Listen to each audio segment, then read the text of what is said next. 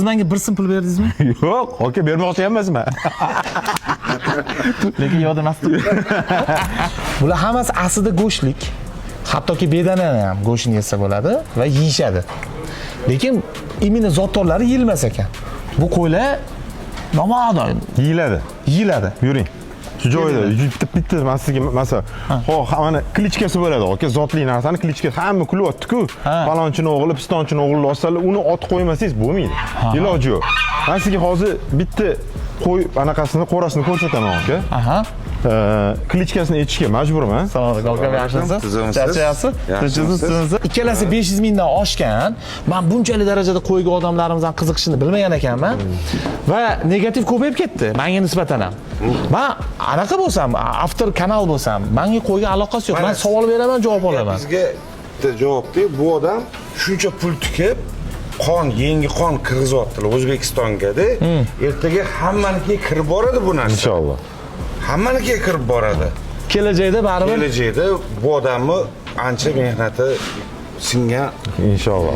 lekin tushunmaydi. Shuning uchun biz hozir tushunmaydi. Shuning uchun bosqichma-bosqich sekin bo'ladigan narsa. Arashan qo'y so'yilmaydi deyapsiz mana Jamolniki mana. Aka, sizga ham qiziq bo'lsa kerak, mana mashqora, aka.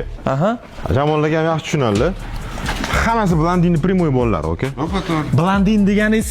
Blandin degan klichkali qo'chqor bor hozir ham. Navarasi 5 million dollarga berilmayapti Qirg'izistonda, aka. Yo'q. Mana shu Frankel to'ppa-to'g'ri. Navarasi.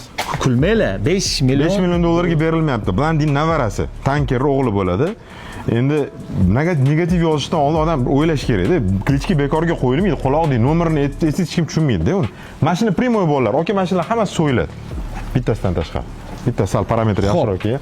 O'sha 5 million dollarlik bollarni yo'q, qonunni aytyapman. Qanday tushuntirsam bo'ladi sizga?